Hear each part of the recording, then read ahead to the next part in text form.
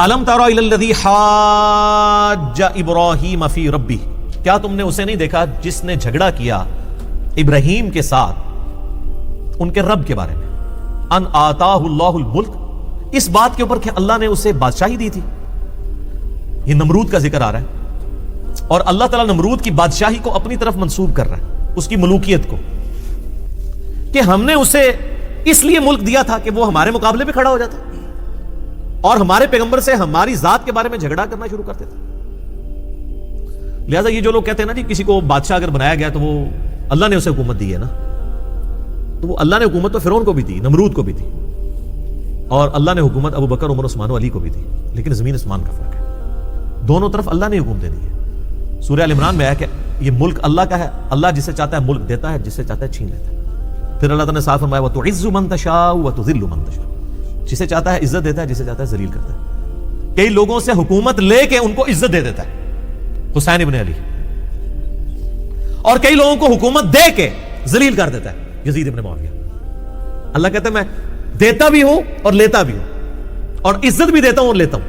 تو اس کے لیے یہ ضروری نہیں کہ کسی کو حکومت دے کے عزت دی جائے، کسی سے حکومت لے کے اسے عزت دے دی جائے قیامت تک کے لیے، اور کسی کو حکومت دے کے 4 سال کی قیامت تک کے لیے لانتے ہیں اس کا مقدر ہو جائے، یزید ابن معاویہ. تو یہ اللہ کی مرضی. تو اللہ تعالیٰ ابراہیم سے جھگڑا کیا نمرود نے اس بات کے اوپر کہ اللہ تعالیٰ نے اسے ملک دیا تھا بجائے کہ وہ ابراہیم کی بات مانتا. اذ قال ابراہیم ربی الذی یحیی ویمیت، جب ابراہیم نے اسے اللہ کی طرف بلاتے ہوئے کہا کہ میرا رب وہ ہے جو زندہ کرتا اور مارتا ہے، ایمان لا اس رب کے اوپر. قال انا احیی وامیت، اس نے کہا یہ زندہ کرنا اور مارنا یہ تو میں بھی کر لوں گا.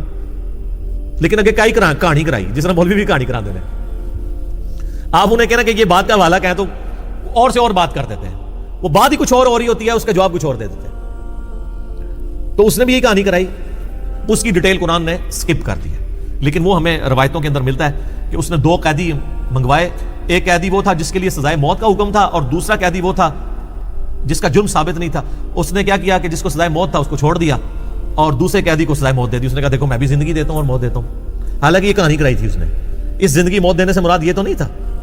لیکن اب 2 طریقے ہیں. ایک تو ہے کہ اب ایک جاہل آدمی سے آپ کا واسطہ پڑ گیا تو اب آپ اس کو ہینڈل کس طرح کریں گے. حضرت ابراہیم علیہ السلام نے کہا یار چھوڑو اس ٹاپک کو، اس سے پیچھے ہٹ کے آپ نے اگلی دلیل رکھی، کیونکہ اب اس کو یہ بات منوانا مشکل تھا، کیونکہ وہ اب اپنے اس جاہلیت کے اوپر اترا ہوا تھا. تو جب کوئی شخص جاہلیت کے اوپر اترا ہو پھر اس کے سامنے دلیل بھی ایسی رکھی جاتی ہے جس کو کہتے ہیں پکی والی دلیل. اللہ تعالیٰ نے پھر وہ ابراہیم علیہ السلام کو کیا دلیل سکھائی. قال ابراہیم فإن اللہ یأتی بالشمس من المشرق، تو ابراہیم نے کہا کہ پر دیکھو کہ بے شک میرا اللہ تو وہ ہے جو نکالتا ہے سورج کو مشرق سے، فأتی بہا من المغرب، تو اگر رب ہے نا تو مغرب سے نکال کے بتا. اب یہ لٹریچر کی زبان میں بات ہو رہی ہے، سائنٹیفک لینگویج میں نہیں بات ہو رہی، یعنی ود رسپیکٹ ٹو زمین، جو ہم زمین پہ ایک بندہ آبزرو کرتا ہے. میرے پچھلے دنوں ویڈیو بھی ریکارڈ ہو چکی ہے زمین ساکن ہے کے حوالے سے. اس میں نے بتایا تھا کہ یہ جو علماء کہتے ہیں زمین ساکن ہے اور قرآن سے ثابت کرتے ہیں، غلط رزلٹ نکالتے ہیں. اور اسی جگہ میں نے جو غیر مسلموں نے مسلمانوں پہ قرآن کے اوپر اعتراضات کیے ہیں کہ یہ سورج تو کبھی غروب ہی نہیں ہوتا، تو اس میں میں نے پھر دلیل دی تھی کہ بھئی آج بھی امریکن اخباروں کے اوپر بھی سن سیٹ اور سن رائز لکھا ہو جاتا، تو پھر امریکہ کو بھی ابھی تک پتا کہ سورج نکلتا اور غروب نہیں ہوتا. تو وہ کہیں گے نہیں وہ تو ہم لٹریچر کی زبان میں بات کر رہے ہیں جو ہم آبزرو کر رہے ہوتے ہیں. تو یہاں پہ بھی آبزرویشن ہے.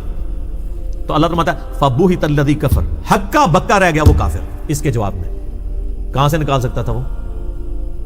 کیونکہ اللہ کے فزیکل لاز اتنے محکم ہے کہ ان کو اللہ کے سوا کوئی چینج نہیں کر سکتا. اس دلیل کے اوپر وہ اب اسی طرح کے دلائل ہم سامنے ان کے رکھتے ہیں نا، آج کل کے بابوں کے سامنے بھی رکھتے ہیں. وہ کہتے ہیں جی وہ یہ کر لیتے تھے، وہ یہ کر لیتے تھے، جی وہ بسم اللہ پڑھا تو جناب سمندر کے اوپر چل پڑے. ہم بھی یہ کہتے ہیں تو بسم اللہ پڑھ کے سمندر چھوڑ دے، ایک نالا عبور کر کے بتا. اور پھر کہتے ہیں نا اولیاء اللہ سے دنیا خالی نہیں ہے، تو ایک تو کوئی موجود ہوگا نا تو آ جائے. اور وہ جو آتے بھی ہیں وہ اس طریقے سے آتے ہیں کہ وہ آپ ان کے مقابلے میں انہیں چیلنج بھی نہیں دے سکتے. ڈاکٹر طاہر القادری صاحب انڈیا میں لیکچر دے رہے تھے، 40,000 سے زیادہ مجمع سامنے موجود ہے، ویڈیو رکھی ہوئی ہے اس کی، احمد آباد کے اندر. جس طرح یہاں ملتان شریف اولیاء کہتے ہیں نا اولیاء کی سرزمین ہے، تو وہاں انڈیا میں اولیاء کی سرزمین جو ہے وہ احمد آباد ہے. اور وہ قصہ موسیٰ اور خضر بیان کر رہے ہیں اس کو، اور پتہ نہیں اس کو کیا رنگ دیتے دیتے دیتے نا اینڈ پہ پہنچے ہیں وہ. اور وہ کہتے ہیں یعنی یہ جو قرآن میں واقعہ ہے اس کے اوپر میں نے پوری اس کی انجینئرنگ کی ہے، اس واقعے سے جو غلط رزلٹ نکالتے تھے اس کی، وہ آپ دیکھ سکتے ہیں. اور اس سے کرتے کرتے وہ اپنے بابوں کے وہ کرامات ثابت کرتے ہوئے نا اینڈ پہ اسپیکر پکڑتے ہیں اور کہتے ہیں جناب کوئی ہے جو قرآن کو نہ مانے ابھی کھڑا ہو جائے, جو وہ کہے گا میں اس کو ادھر ہی کر کے دکھا دیتا ہوں. لیکن جملہ کیا بولا کہ جو قرآن کو نہ مانے. تو کون ہے جو سامنے کھڑا ہو جائے کہ میں قرآن کو نہیں مانتا؟ بھئی تو چھڑا اعلان کرنا کہ جو بابوں کی کہانیوں کو نہیں مانتا کھڑا ہو جائے, میں ابھی کہانی کر کے بتا دیتا ہوں اسے. واقعہ قرآن سے حضرت خضر اور موسیٰ کا بیان کیا اور کہا کہ کون ہے جو نہیں مانتا قرآن کو. قرآن کا لفظ بولا, یعنی قرآن کے اس واقعے کو. کون ہے جو نہیں مانتا؟ سارے مانتے ہیں. ابھی کھڑا ہو جائے, جو کہے گا میں اس کو دکھا دیتا ہوں. 40,000 کے مجمع میں ایک بندہ بھی کھڑا نہیں ہوا کہ بھی ہاں جی آپ بھی ذرا کر کے بتا دیں. تخت بلقیس کو چھوڑ دیں, امام کعبہ کو غائب کر کے بتا دیں جو نجدی امام ہے وہاں پہ, اور اپنا امام وہاں کھڑا کر دیں. کسی نے نہیں کہا. یہ تو یہی کہتے ہیں نا نجدی امام ہے. تو کس نے کھڑا ہونا تھا؟ کھڑا ہو جاتا تو شہید ہو جاتا وہاں پہ. ویسے کیتی سے اڑگی کو نکلوتا. تو اس طرح کے وہ دلائل کو پکڑ کے نا تو اس طرح کرتے ہیں. اب یہاں پہ حضرت ابراہیم علیہ السلام بھی دیکھیں سب چیزوں کو اللہ کی طرف منسوب کر رہے ہیں. اپنی طرف انہوں نے کہیں نہیں دعویٰ کیا کہ میں زندہ کرتا ہوں مارتا ہوں, یا میں مشرق سے سورج نکال کے بتاؤں گا. حضرت عیسیٰ کا بھی ذکر آیا تو ساتھ باذن اللہ آیا. اللہ تعالیٰ فرماتا ہے وہ کافر ہکا بکا رہ گیا. واللہ لا یہدی القوم الظالمین, اور اللہ تعالیٰ ہدایت نہیں دیتا کسی ظالم کو. یعنی ہکا بکا رہ گیا, گل پھر بھی کوئی نہیں منی. جس طرح یہاں پہ لوگ کہتے ہیں دسو جی کتنے لکھا ہے, دکھا دو پھر ہیں, مندے پھر بھی کوئی نہیں. تو یہ کافروں والا ایٹیچیوڈ آج بھی اسی طریقے سے ہے. کئی لوگ آتے ہیں نا جی وہ جی ہو نہیں سکتا چشتی رسول اللہ لکھا ہو ہماری کتابوں میں. تو پہلے تو میں دکھا دیا کرتا تھا, اب نہیں دکھاتا. میں کہتا ہوں میرے بھائی چھوڑ دیں, پہلے یہ بتائیں ہم دکھا بھی دیں تو کیا ہوگا؟ آپ یہ مان لیں گے غلط کیا ہے؟ کہتے ہیں نہیں یہ ہو ہی نہیں سکتا. تو پھر ہم آپ کو کیوں دکھائیں؟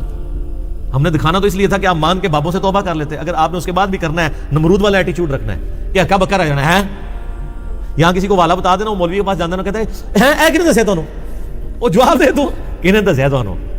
ٹھیک ہے, تو جو اس طرح ہکے بکے رہ جاتے ہیں نا اور پھر عمل نہیں کرتے, اللہ تعالیٰ ان کو پیغمبروں کے ذریعے بھی ہدایت نہیں ملتی. تو میرے آپ کے ذریعے تو ہدایت ان کو ملنی نہیں ہے, لہٰذا ان کے بارے میں ٹینشن نہیں لینی. آپ کا کام صرف بتانا تھا. حضرت ابراہیم نے بھی دیکھیں بتایا, اس کے بعد معاملہ اللہ پہ چھوڑ دیا.